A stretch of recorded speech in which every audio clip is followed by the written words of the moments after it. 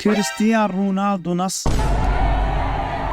اوكي مش نصاب ولا زور متابعين حتى يجيبهم باليوتيوب. كثير من الناس مستغربين اول شخص يوصل من الصفر الى 40 مليون مشترك خلال يومين او 3 ايام بالزايد، والناس تدور ترند ومشاهدات ومدري شنو. الموضوع جدا عادي. كريستيانو رونالدو مشهور شهرة كبيرة، لو تجي على حسابه بالانستغرام تشوف متابعيه اكثر من نص مليار متابع، 637 مليون متابع على الانستغرام. ليس هذا فحسب، الفيديو او الصورة اللي ينشرها توصل الى 4 ملايين لايك، 8 ملايين لايك، 16 مليون معجب. ألا لعنة الله على الظالمين. نجي للفيسبوك ونشوف متابعين تجاوزوا 100 مليون متابع، بل 170 مليون متابع. حسبي الله. اي والله. وبالنسبة ل40 مليون باليوتيوب جدا عادي، لأن إعلان واحد بالإنستغرام يجيب 100 مليون مشترك على الأقل. أستغفر الله. بس دخلت إلى أبو فل المسكين لأنه يقول لازم نوصل إلى 50 مليون مشترك حتى نصير أكبر قناة بالشرق الأوسط. بس العم رونالدو غلبه، مو مشكلة. المهم يبقى أبو فل الأسطورة والشخص المحبوب داخل قلوب الناس. مستحيل الناس تتخلى عن أبو فل، وبالذات البث اللي قال بيه نجعل شتاءهم أدفى. الزبدة وصلنا نهاية المقطع، وحاب أشكركم على الدعم الأسطوري. برافو والله برافو. خلال شهر من افتتاح القناة جبنا 50,000 مشاهدة و548 ساعة مشاهدة. صحيح لا نملك الكثير من المتابعين، ولكننا نملك الأفضل. سد المقطع.